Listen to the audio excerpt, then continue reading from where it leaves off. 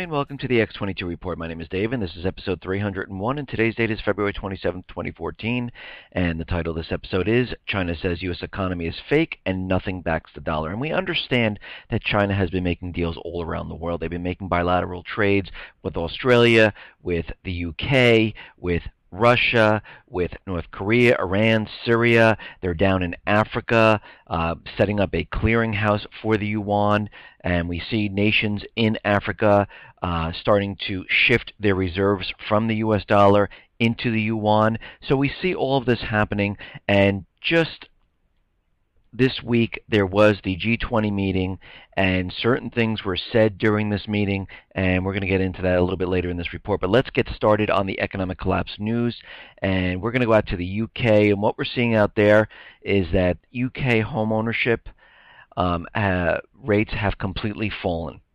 The official figures show that home ownership rates in Britain have slipped to the lowest percentage in 25 years. The percentage of people who claim housing benefits and want to live in social housing sectors has risen from 59 to 66%. And what we're seeing here is that the dream of a stable home is drifting further out of reach for almost everyone in the UK. The Department for Communities and Local Government also warned that rents are increasing faster than average wages, and the number of homes built has fallen to their lowest levels in peacetime since 1920. And again, we are seeing this happen in many countries where prices are going up, salaries are going down, many people cannot find work, and it's getting difficult to survive. And in my past reports, I discussed how the people in the UK were dipping into their savings to make ends meet, going for payday loans to pay for their rent, and we're seeing this happen all throughout Europe. We're seeing it in the UK, we're seeing it in the United States, and it is spreading all over the world. And it is not getting better, it is actually getting worse. And if you really look around, most of the countries are in a recession slash depression at this time. I mean, if you really think about it, unemployment in some of these countries are around 25, 30, 35%, which is a lot more than the actual depression unemployment. So we're way above that at this point. Even in the U.S., they are looking at unemployment around 30 to 37%. Of course, it all depends on which calculation you go with. If you go with Shadow Stats, which is shadowstats.com, we are approaching the 30% mark of unemployment. If you go with this Wall Street exec who figured out the unemployment, he's saying it's very close to 37%. But we are way up there. But again, you do not see these people standing on bread lines. You don't see them in public. They're taking the homeless people, pushing them away. You need permits like in South Carolina to feed the homeless now, and it is absolutely getting ridiculous because they don't want anyone to see any of this. And they're putting everyone on food stamps, so this way you don't see the soup lines and the bread lines and things like that. But we have a lot of people today that are struggling, and they're trying to make ends meet, and it's getting more and more difficult as time goes on. And what we're seeing right now is that the initial claims for the past week in the U.S. jumped by 14,000 to 348,000, the highest weekly in all of 2014, and the biggest miss of expectations of 335,000 in a month. So again, they're going to, manipulate. They're going to, help the data here, and most likely you'll probably see the unemployment rate go down. And how can that be? Again, all these numbers are a complete illusion. They're fake. The economy is not what it seems. Yes, the stock market's rising. The S&P, the Dow, they're all going up, NASDAQ, because they want all eyes on the stock market. Don't look at what's going on in the real economy. You just keep looking at that stock market, and that is the indicator of how the economy is doing. And we know that's completely false. We know it's fake.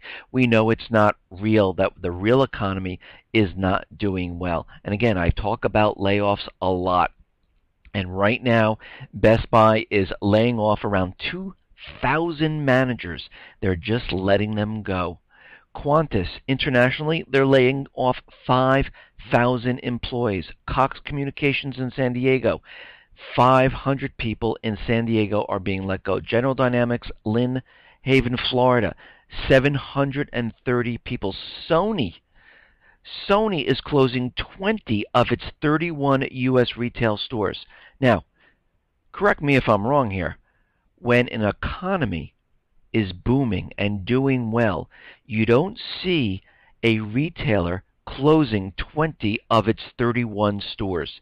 The only reason you see this is because people are not buying the products and they're laying off 1,000 workers. So now we have all of these people being laid off and there's nowhere for them to go because more and more retailers will be laying off and more companies will be laying off, and we've been seeing this since the start of 2014 and it's only February. That's it. And I talk about this a lot. I talk about the real estate back in September, in October, in November, Wells Fargo, Chase, Citibank, Bank of America, they were laying off people in their mortgage departments. Not 100, not 200, thousands, 10,000, 15,000, 20,000 people because they realize the housing market is dead. There are no Americans that can take out mortgages to pay for the amount of homes that are on the market. It can't be done. And right now what you're seeing is Wells Fargo is cutting more people in the mortgage departments, about another 700 people. Last year, they laid off 5,300 in the mortgage departments. So you can see what is happening. They already understand what is happening. They already know that this housing market was a complete fabrication. They realize it cannot be sustained. So what they're doing is they're trimming all the fat off of their in their company, and they're getting rid of the people because they realize that mortgage applications are completely down the tubes, and we don't need all these people. Again, if the housing market was really booming and really pushing the limits of recovery, we would see mortgage departments expand because more people need mortgages. More people are taking out loans. You wouldn't see them contract. It makes no sense whatsoever. But here we are. This is what we're seeing. And right now, and I've said this many times, the smart money is now leaving the housing market. And what I mean by that is the investment hedge fund companies that bought all of these properties they were trying to rent them out to Americans. They were holding on to them, hoping to drive the prices up, and when the time was right, they were going to sell them to American people who are the youth of America. Of course, those boomerang buyers, which I can't even believe they're actually trying to convince us of, and they were hoping that they would be able to unload these homes at higher prices and make nice profits. And basically these are flippers, and long-term flippers, I should say. And right now what we're seeing is purchases by large institutional investors plunged in January from a year ago, according to RealtyTracs. And what we're seeing in Jacksonville, Florida, 20% decrease. Tampa, 48% decrease. Tucson, 59% decrease. Memphis, 64% decrease. Cape Coral, Fort Myers, Florida, 70% decrease because they're all leaving the market. Institutional purchases hit the skids in over 3/4 of the 101 metro areas that RealtyTrac analyzed. Their share dropping to 5.2% overall from 7.9% in December and from 8.2% in January of 2013. And we can see they are completely getting out of the market, and they are trying to get rid of all of these properties as fast as they possibly can because they realize this housing market cannot be sustained. And this is why you see mortgage applications plunging. This is why you see new home builders. The foot traffic is slowing. This is why you see Wells Fargo, Citibank, Bank of America, all these mortgage companies and mortgage departments laying off thousands upon thousands of people because the housing market is about to collapse. And many have anticipated that the large institutional investors backed by private equity would start winding down their purchases of homes to rent, and the January sales numbers provide early evidence this is happening. And this is coming from RealtyTrac Vice President Darren Bloomquist. And again, we see it. And the big question is, who's going to buy all these properties? And what we're going to see is that nobody's going to buy them. And this is why you see foreclosures surging in New York, New Jersey, California, because, again, people have purchased these houses at higher prices. They're getting laid off from their job. I mean, it's a repeat of 2008. Here we are again. It's the same exact thing that is happening, and it's happening right in front of our eyes. We see it. We know what's going on. For those people who bought houses and trying to flip them, you better unload them really fast, because pretty soon you are going to be stuck with these homes.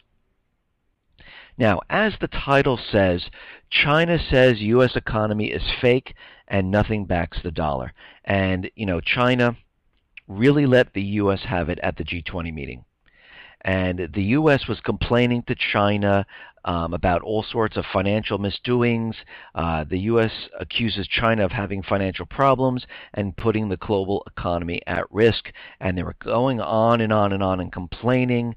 And finally, the representatives from China stood up, and they said to the U.S. representatives, and what they said was that the U.S. economy, and the printing press of the Federal Reserve is what you are doing. You are just printing money, and they said that the U.S. was living off printed money, and the U.S. economy was fake, and there was nothing really backing the prosperity of the U.S.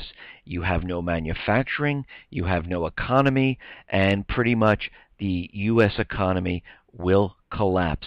And we can see what is happening. The rest of the world understands, and they know the United States is in trouble. They see what's going on. The only people that don't know are the people living in the United States who haven't woken up, who are still sleeping, who are still going about their daily routines, going to work, coming home, thinking everything's fine, until one day when they wake up and they realize, what just happened here? I just lost all my money. Why can't I get into my bank account? What is this thing called bail-ins? I don't understand this.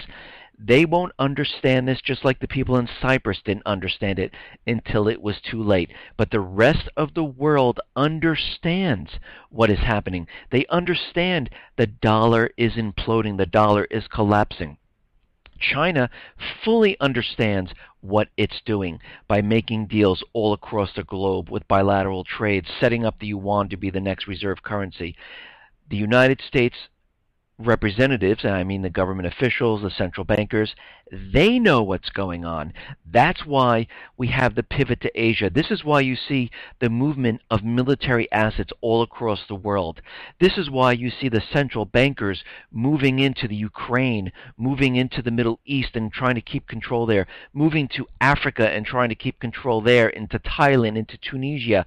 This is why you're seeing this, because they understand they will not be able to keep the U.S. dollar propped up for much longer, and they need to get the war started. Now, the question is, will the economy collapse before they get the war started, or will they be able to get that war started before the economy actually collapses? And that's what they really want to do, because they do not want to be holding all the purse strings here when the entire thing comes crumbling down, because they do not want to be blamed for this whatsoever. They rather blame this on another country, because they think in their minds, and they truly believe, when this next war is over, they are going to reset the entire system, start from scratch again, and enslave the people to the central bank. And they really, truly believe this, but this time they're going to do it a little differently. They are going to get rid of the Constitution. They're going to have it the way they want it, and this is what they've been striving for. Now, in Washington right now, witnesses warn House panel that U.S. is in a constitutional crisis. And multiple witnesses told the House Judiciary Committee on Wednesday that Congress is in danger of ceding all of its powers to the presidency if it continues on the path it is on. We are in the midst of a constitutional crisis with sweeping implications for our system of government, constitutional lawyer Jonathan Turley told the committee. For Congress not to act borders on self loathing. And what we are seeing here is the president, of course, during his State of the Union speech said, I have a pen, I have a paper, and I will create these executive orders. I don't care what Congress thinks or what Congress does. Whatever I say goes. And they're out there right now saying, listen, Congress, if you don't do something, you will lose complete control of everything. The Constitution will go down the tubes, and we will have one person giving orders to everyone. And we see this happening right in front of our faces. So you better do something right now. And this is why this is going on. And we understand that the government has its hands in everything. They're trying to control everything. They control the creation of money. Again, these are the central bankers. They control the corporate media. They tell the media what to say. This is why they wanted to put people in the newsrooms to even control it further. They want to control the internet. And the only way they can control the internet was to pretty much have what is called trolls troll around the internet, get onto alternative media sites, social sites, and have them try to discredit the people that were those people that were talking. And every time you see these trolls on these sites, it just proves one thing. If they're trying to discredit these people, that means they're hitting the points, and they are hitting a home run, and the government is very disturbed about what they're saying, because what they're saying is the truth